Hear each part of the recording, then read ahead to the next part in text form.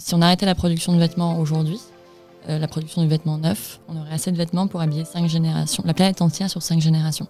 Où maintenant, le vintage devient plus qualitatif que la première main. Est-ce que vous n'avez pas tué l'âme du chineur ? Un mot, en 2021, on a sauvé 94 millions de litres d'eau grâce à tous les achats qui se sont faits sur Crochon en ligne. Un vêtement, c'est pas là pour dormir dans un placard et ensuite être jeté directement. Il peut avoir plusieurs vies.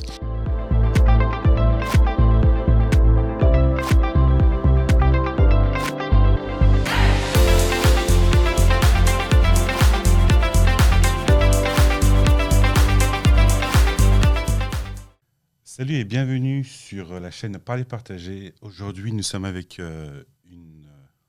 deux personnes qui font du bien pour la planète. On va voir qui elles sont et avec quoi et comment elles le font. Salut. Hello. Ça va ? Ça va et toi ? Fort bien. Ça va. Du coup, est-ce que vous pouvez vous présenter ? Moi, c'est Caroline. Et du coup, je suis spécialiste en communication chez Crochon. Et j'y suis parce que je suis globalement passionnée par le vintage et les nouveaux moyens de consommer la mode qui me parlent depuis un moment. Donc, voilà. Et moi, je suis Camille et je suis cofondatrice de Crochon, qu'on a créé, que je n'ai pas créé seule, qu'on est 3 à avoir créé. Maintenant, on est une vingtaine dans l'équipe. Super. 3 cofondateurs et ça fait 4 ans qu'on a créé Crochon. Du coup, c'était quoi Crochon et comment ça fonctionne ? Alors, Crochon, c'est la marketplace omnicanal de mode circulaire. C'est un des mots compliqués pour dire qu'en fait quelque chose de très simple. On est une plateforme e-commerce de vente en ligne qui permet de démocratiser le vintage. Donc en fait, on rassemble plus de 2000 friperies professionnelles qui vendent sur la plateforme et on leur donne aussi d'autres opportunités de vente, notamment en physique, en réalisant et en organisant des événements partout en Europe et en ouvrant des magasins auprès de grands retailers comme les Galeries Lafayette ou Westfield pour démocratiser le vintage à une plus grande cible. Et si je devrais poser une question un peu plus générale, pourquoi la seconde main ? Pourquoi la seconde main ? Eh bien, parce qu'en 2022, c'est plus vraiment un secret que on est dans un monde qui surproduit à peu près tout et que l'industrie de la mode est l'une des premières industries les plus polluantes et les plus surproductives ou surproductrices du monde. Voilà. Et c'est aussi impactant négativement pour l'homme, et pas seulement du coup à cause de sa santé, à cause de la pollution, mais aussi pour les travailleurs en fait qui sont vraiment traités plus bactériens littéralement, puisqu'il y a des usines qui s'effondrent sur eux et qui sont très peu payés, et que plus on produit, plus on veut produire moins cher, plus il faut de main d'œuvre, mais plus du coup les grosses industries se font des sous sur leur dos, et donc c'est littéralement mauvais pour tout le monde, toute la planète. Donc en gros, pour résumer, on peut dire que vous êtes la solution contre la fast fashion, quoi. Exactement. Complètement. On n'est pas les seuls, bien sûr. Il y a aussi toute la mode durable et la production durable. Mais le vintage est une solution alternative qui permet de donner une seconde vie à des vêtements de qualité. Parce qu'il y a un chiffre qui est pas totalement exact, mais qui, je trouve, est très parlant. Si on arrêtait la production de vêtements aujourd'hui, la production de vêtements neufs, on aurait assez de vêtements pour habiller 5 générations, la planète entière sur 5 générations. Ah oui. Donc ça fait beaucoup de vêtements vintage à utiliser, à remettre sur le marché. Et aujourd'hui, ces vêtements vintage, ils ne sont pas assez remis en valeur. C'est pour ça qu'il faut leur donner des moyens de vente, que ce soit en physique et en ligne, et puis l'ouvrir à une large cible de consommateurs qui ne connaît pas forcément cette manière de consommer. C'était ma question. Est-ce que le vintage, ça a une mauvaise image ? Parce que beaucoup de personnes ne connaissent pas le vintage et surtout ont aussi un priori sur... en fait, le vintage, c'est ce qui est resté pendant des mois ou même des années dans des sacs ou dans des armoires ou dans des caves. Complètement. Je pense que la consommation de vêtements de seconde main, plus que vintage, a souvent été reléguée à des besoins économiques. Donc on s'est toujours dit, le vintage, c'est pour les gens qui n'ont pas de sous, c'est pour des personnes qui, malheureusement, ne peuvent pas s'offrir des vêtements de première main. Et en fait, aujourd'hui, les vêtements de première main sont de moins bonne qualité et durent moins longtemps que des vêtements qui ont été produits dans les années, avant les années 2000. Le vintage, c'est vraiment ça, c'est les vêtements qui ont été produits avant les années 2000, donc l'arrivée de la fast fashion.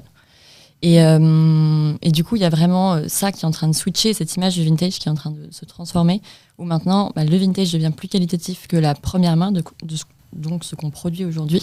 Et puis, il y a aussi cet aspect de style. C'est-à-dire qu'on chine que des pièces uniques et on a un look unique quand on consomme vintage. Et puis, bien sûr, du coup, on consomme plus responsable. D'accord. Mais il n'y a pas la problématique du vêtement qui est sale ou qui est resté. Parce que Justement, c'est un peu le premier préjugé, je trouve que c'est celui-ci, quoi. Exactement. C'est pour ça qu'en fait, c'est hyper important de démocratiser à fond le vintage et la seconde main et de redorer son image, entre guillemets. Parce qu'en fait, jusqu'à maintenant, effectivement, ce qui est beau, ce qui fait plaisir, c'est des beaux vêtements tout neufs. Mais de plus en plus, justement, les dessous de cette industrie sont exposés. Donc, en fait, finalement, il y a de plus en plus de honte, en plus, je pense, du coup, à porter de la fast fashion. Parce que même les gens qui ont des petits moyens, qui connaissent pas forcément le vintage et qui n'ont pas l'habitude de chiner, qui n'ont pas forcément les codes, du coup, en fait, ils vont se tourner vers la fast fashion et vers des petits prix. Jeune, je pensais que le vintage et la friperie, c'était ces vieux magasins qui sentaient un peu pas très bons, quoi. Et en fait, déjà, c'était peut-être vrai pour une époque, mais en fait, depuis qu'on s'est rendu compte que en fait, c'était la solution et qu'il fallait les remettre au goût du jour, le vintage se démocratise et c'est justement de plus en plus mis en valeur. Donc, c'est un processus. Mais je pense qu'il est bien enclenché. Et pour ceux qui consomment, en gros, le vintage, est-ce que c'est beaucoup plus une mode ? En gros, c'est un style. En gros, oui, moi, je vais dans les friperies et autres. Est-ce que c'est plutôt pour l'impact écologique ou est-ce que c'est pour l'impact économique ? Je pense que tu viens de donner tous les avantages à consommer vintage. Donc, en fait, finalement, on touche beaucoup de consommateurs qui ont des envies soit économiques, soit écologiques, soit stylistiques, et qui se retrouvent tous dans la manière, quand ils consomment des vêtements vintage. Et c'est vraiment ça l'atout de la consommation de seconde main. En revanche, effectivement, il y a des complexités. On ne trouve pas forcément tout ce qu'on veut. Quand on va en friperie, il ne faut pas avoir une idée précise en tête. Sinon, on ne trouvera jamais la robe rouge décolletée en V qu'on veut pour cette soirée-là en 24 heures. Ça, c'est impossible. Mais c'est pour ça qu'il faut simplifier l'accès aux vêtements vintage. Et donc, le en ligne permet d'utiliser des filtres, d'utiliser des catégories, de faire des recherches et donc de trouver beaucoup plus simplement une pièce que l'on cherche plutôt que d'aller en magasin sans savoir qu'est-ce qu'on recherche. Du coup, comment fonctionne vraiment Crushon ? C'est quand je suis utilisateur, quand je veux acheter, comment ça fonctionne ? Et quelles sont aussi les choses qui se passent en arrière-plan aussi ? En tant que consommateur, c'est très simple. C'est vraiment un e-commerce de base. Donc vous allez sur la plateforme, vous cherchez un cardigan, vous tapez ce cardigan dans les recherches et vous allez tomber sur toutes les sélections de nos friperies partenaires. Aujourd'hui, on recense plus de 2000 friperies partenaires partout en Europe, donc ça fait pas mal de pépites. Donc il y a pas mal de choix pour trouver et la taille, et la couleur, et le type de vêtements qu'on recherche directement en ligne. Ensuite, on a aussi 2 autres offres qui s'ouvrent à une cible plus large, et souvent on est découvert comme ça d'ailleurs. La partie événementielle, où là plutôt on organise des événements, d'ailleurs ça a commencé comme ça, où on organise des événements partout en France, et maintenant en Europe aussi. Et là, le but, c'est de retrouver l'esprit d'un vintage market, finalement, qu'on pourrait retrouver en friperie. Et on rassemble, en fait, tous nos friperies partenaires localisés dans la ville dans laquelle on fait l'événement. Et on permet aux consommateurs de trouver une quinzaine de friperies professionnelles qui chinent des sélections de qualité. Et on fait la même chose en boutique, où là, c'est beaucoup moins ponctuel, parce que les événements, c'est des week-ends par-ci, par-là. Et en boutique, là, on fixe une boutique, que ce soit à Bordeaux, à Paris, pendant plusieurs mois. Comment je peux devenir vendeur ? On a quelques critères, forcément, parce que ça fait aussi partie de l'histoire de redorer un peu le vintage. Donc, il y a des contrôles de qualité, donc on ne peut pas vendre aussi n'importe quoi, entre guillemets.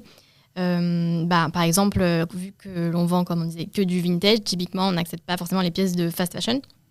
Et du coup, non pas qu'il faille jeter toutes les pièces de fast fashion, mais justement, on peut les réutiliser pour faire de l'upcycling, par exemple. Et puis, il y a d'autres structures aussi qui les revendent et qui font ça très bien. Mais du coup, Crushon, c'est vraiment le vintage, c'est pas juste la seconde main, c'est vraiment aussi montrer vraiment que le vintage, c'est qualitatif, qu'on peut se resservir, peut se servir des vêtements qui datent encore bien plus que ceux de l'année passée, l'année d'avant, et qui sont en plus de bien meilleure qualité. Et du coup, pour revenir à la question, il y a une liste de critères, donc vérifier si la personne qui veut devenir vendeur ou vendeuse chez nous y correspond. Et puis ensuite, ça dépend aussi des envies de la personne. On a des personnes qui vont juste participer à un événement, d'autres qui vont être autant en ligne que souvent là à nos événements, que dans nos boutiques, et d'autres qui sont, on va avoir des vendeurs et des vendeuses qui sont juste présents dans une de nos boutiques, d'autres qui sont juste en ligne. Ça, en fait, on adapte aussi l'offre aux disponibilités, aux possibilités, aux envies des personnes qui veulent vendre chez Crushon. C'est ça. Et c'est la même chose pour les consommateurs d'ailleurs. Il y a des consommateurs qui n'achèteront jamais en ligne, et c'est pour ça qu'on est en physique. et vice-versa, qui n'achèteront pas en physique, et c'est pour ça qu'on est en ligne. C'est important pour vraiment démocratiser cette pratique de pouvoir être présent sur l'omnicanal, comme on dit. Super. J'aimerais savoir, du coup, Crushon, ça a été créé en 2018. Et depuis, quel est votre impact écologique ? Alors, c'est une grande question. On a lancé nos rapports d'impact depuis 2020. Donc, ça fait 2 ans. On les lance en décembre, le 1er janvier de chaque année, en fait, pour calculer l'impact de l'année qui vient de s'écouler. Ça a été un challenge pour le premier rapport d'impact parce que aujourd'hui, c'est compliqué de calculer précisément son impact quand on parle de seconde main. Ce qu'on fait, en fait, c'est qu'on compare un achat de seconde main vs un achat de première main. On se dit que quelqu'un qui achète un jean Levi's en seconde main, il aurait aussi acheté un jean Levi's en première main potentiellement. Du coup, on compare l'impact en termes de litres d'eau sauvés, de matières premières non utilisées et de CO2 non émis de l'achat d'un jean, par exemple, Levi's de seconde main. Bref, en un mot, en 2021, on a sauvé 94 millions de litres d'eau grâce à tous les achats qui se sont faits sur Crushon en ligne. Donc ça, c'est l'impact positif. Après, c'est intéressant aussi de voir la durée du vêtement, le temps de vie d'un vêtement qu'on a permis de prolonger. C'est-à-dire qu'au lieu de vivre 6 mois dans un placard, le vêtement, si on le réutilise une seconde fois, il va vivre 1 an, ou alors il va vivre 2 ans. Et c'est important aussi de pouvoir comprendre que un vêtement, c'est pas là pour dormir dans un placard et ensuite être jeté directement. Il peut avoir plusieurs vies. Si on le recycle bien, il y a des poubelles faites pour le textile en France. C'est hyper important de savoir comment utiliser ces vêtements, leur offrir une seconde vie et pouvoir du coup avoir un impact responsable quand on consomme du textile. Et pardon, c'est très long, mais il y a aussi une partie sur l'impact négatif. C'est important parce que c'est intéressant, ouais. C'est tout ce qu'on veut en fait en consommant vintage. C'est le plus important. Complètement. Et on a aussi bien sûr un impact négatif en tant que... c'est important de dire que tout n'est pas rose.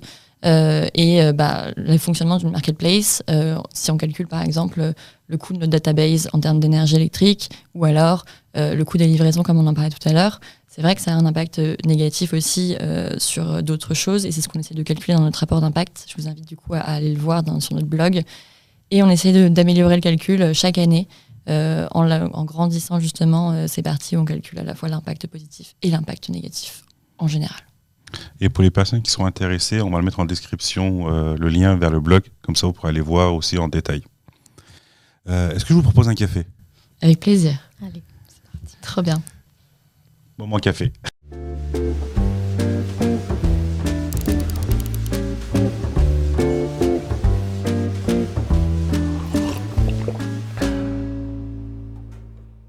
Du coup, est-ce que vous pouvez me dire quelle est votre chanson préférée ?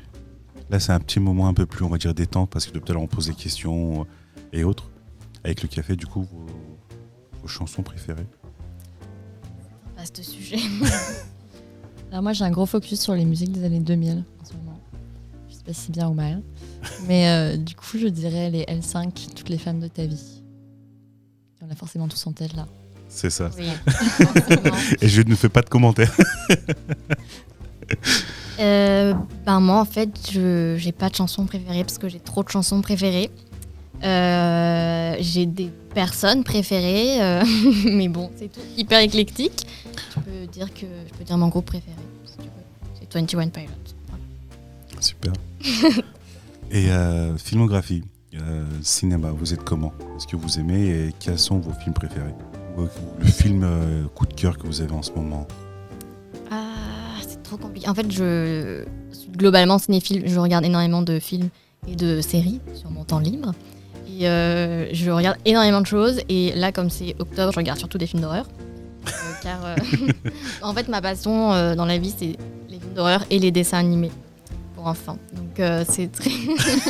c'est l'un ou l'autre. Donc la dernière série que j'ai regardée, qu'est-ce que c'est déjà ? C'était The Watcher sur Netflix.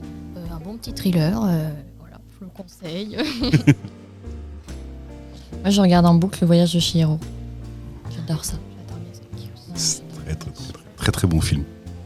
Ouais, c'est vrai qu'on s'en lasse pas. Ça vieillit pas. C'est ça.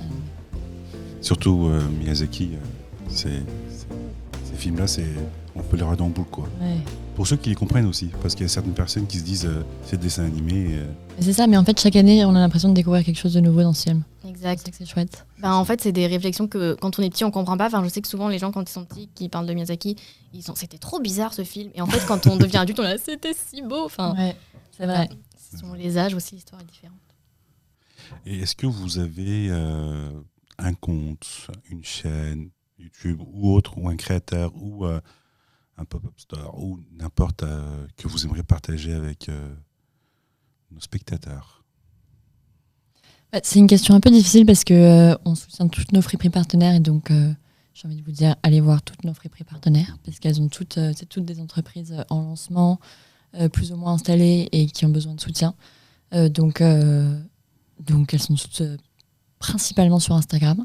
Donc ça, je pense que c'est un soutien qu'on peut faire envers les professionnels du vintage. Est-ce que vous avez une liste où il y a tous vos Oui, vos on a vendeurs? une page sur notre site qui référence tous nos friperies partenaires.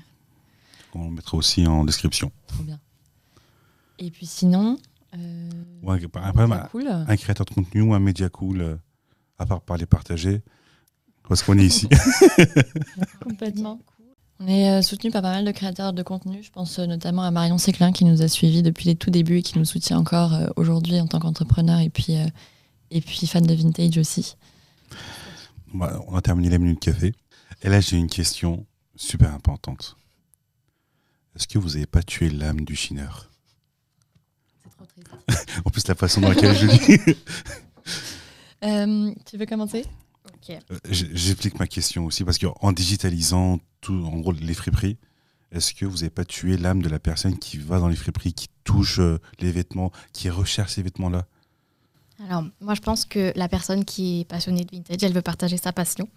Donc, si elle sait que c'est une bonne expérience, qu'en plus, c'est autant une expérience stylistique que militante, parce que si elle le fait, parce que voilà, le vintage, c'est fun, donc si elle le fait pour trouver des pièces uniques, et si elle le fait aussi en tant qu'acte militant pour la planète, pour les travailleurs, etc., elle a envie de le disperser dans le monde entier, de prêcher la parole. Donc, je pense que non. Enfin, même au contraire, je pense que justement, toute personne qui sont passionnées de vintage, donc une envie, c'est de le crier haut et fort finalement, et de porter la cause et de le rendre plus accessible. Enfin, nous, du coup, c'est ce qu'on fait. C'est pour ça qu'on est aussi en ligne. C'est parce que, voilà, actuellement, on n'a pas encore des boutiques partout dans le monde, mais du coup, les gens peuvent quand même acheter du Crush-On, au moins partout en France, voire en Europe, et y avoir accès, comme n'importe qui a sa petite boutique dans sa rue. Et, c'est hyper important, du coup, pour le démocratiser. Ouais. Clairement. Et tous les consommateurs ne peuvent pas accéder de la même manière aux vêtements de seconde main, aux vêtements vintage, parce qu'il n'y a pas des friperies à tous les coins de rue, ni dans toutes les petites villes de France. Donc le but, c'est vraiment de pouvoir l'ouvrir à tout et chacun, que ce soit en ligne ou en physique. Après, quand on parle effectivement d'âme du chineur, je vois ce que tu veux dire dans le sens où le vintage, ce qui est cool, c'est que c'est un peu la mode du connaisseur. Et c'est vrai qu'il y a ce truc où t'aimes bien aller trouver la pépite au bon prix que personne d'autre n'aura. Et c'est vrai que c'est pour ça qu'on crée des événements et qu'on a commencé comme ça, où on veut vraiment reproduire la manière de vivre, ou comment dire, le lifestyle de quelqu'un qui va chiner en friperie, avec de la musique, de quoi venir en famille, des activités autour de l'upcycling, de la mode durable, etc. Et que ce soit un moment sympa pour consommer mieux. Super. Et si je vous demandais trois pépites à chacune de vêtements que vous avez eu sur Crush-On, vêtements que vous aurez voulu acheter ou le coup de cœur, si on faisait un look. Moi, j'ai tout le temps des coups de cœur. C'est trop difficile de faire. Vas-y, tu peux te lancer. Okay. Moi, en fait, je louche tout le temps sur tout ce qui est les chouchous upcyclés. On a pas mal d'accessoires upcyclés. Il y a plein de chouchous satinés, en Vichy, tout ça. Et à une époque, c'était vraiment ma passion, les chouchous. Et dès que je les vois, j'ai des cœurs dans les yeux. Donc, on en a plusieurs des créateurs upcycling sur le site qui en font. Et ensuite, ce que j'aime bien aussi acheter, que c'est vrai qu'on a pas mal sur Crush-On, c'est aussi les hauts en mèche. Donc, c'est des hauts très 90s, voire début 2000. Et puis les cardigans, un cardigan brodé avec vraiment bien brodé en volume, c'est des œuvres d'art à eux-mêmes, en fait, les bons cardigans brodés faits main. Donc, On sent vraiment la passion. Ouais, mais c'est que de la passion. Puis on est tellement fiers quand on a acheté une pépite que personne d'autre n'aura qu'on a envie d'en parler, quoi. Et du coup, pour toi? C'est super dur de choisir. Je pense que la première pépite qui me vient en tête, c'est un pantalon avec des énormes tournesols dessus, années 70, sans aucun élastane, donc hyper compliqué de trouver sa taille, mais il était parfait. Donc je le porte non-stop, j'adore ce pantalon. Ensuite, un vrai basique, je pense une chemise oversize de couleur, celle-ci en fait, que je mets tout le temps aussi et qui est très comfy et j'adore la couleur, que ce soit en été ou en hiver, elle est portable tout le temps. Et un troisième, disons basique, qui a beaucoup sur le site, c'est les bleus de travail, tout simplement, qui est une pièce unisexe qu'on peut vraiment porter en tant qu'homme ou que femme, en oversize ou en ajusté, et qui est super cool, qu'on peut trouver en bleu et en rouge, ou en jaune même parfois. Donc vraiment, vraiment trop cool, et surtout qui tient, hyper quali. Super. Du coup, on arrive à la fin de notre podcast. Où est-ce qu'on peut vous retrouver? Là, c'est l'instant promo, quoi. Partout. Nous sommes partout, préparez-vous. Déjà, c'est vrai, sur Internet, vous êtes de partout. Donc, on peut vous retrouver. C'est ça. Et on peut acheter partout en Europe. Et même, nos vendeurs sont partout en Europe. Donc, on peut être livré de partout en Europe. Donc, en ligne. Donc, www.crushonap.com. Sur Instagram. Sur Instagram, crushon-shop. Et Crushon Vintage Market aussi sur Instagram aussi, parce qu'on a 2 Instagram, du coup, un compte en général, on va dire, et un compte vraiment où c'est là qu'on donne toutes les infos sur nos prochains Vintage Market. Et donc ça, c'est tout simplement Crushon Vintage Market, tout attaché. Et puis en physique, exactement. On vient d'ouvrir plein de boutiques. Récemment, on a ouvert une boutique assez incroyable au Carrousel du Louvre, dont on a un concept dont on est super fier, qui est lié à toute la consommation circulaire. Bref, je vous invite à aller la découvrir. Ça s'appelle Pre-Loved by Crushon et c'est un partenariat avec Emmaüs et Murphy. Et on a une deuxième boutique qui a ouvert il y a 4 jours à la Gaîté, dans un nouveau centre commercial juste à côté de Montparnasse. Et voilà. Et là, le but, c'est vraiment que vous puissiez retrouver toutes nos friperies partenaires en un seul et même endroit. Super. Voilà. Je vous remercie beaucoup. Merci à toi. Merci de même. On est arrivé à la fin de ce podcast avec Crushon. Du coup, en parler, c'est partager, et c'est en partageant qu'on en parle. Bonne soirée. À bientôt.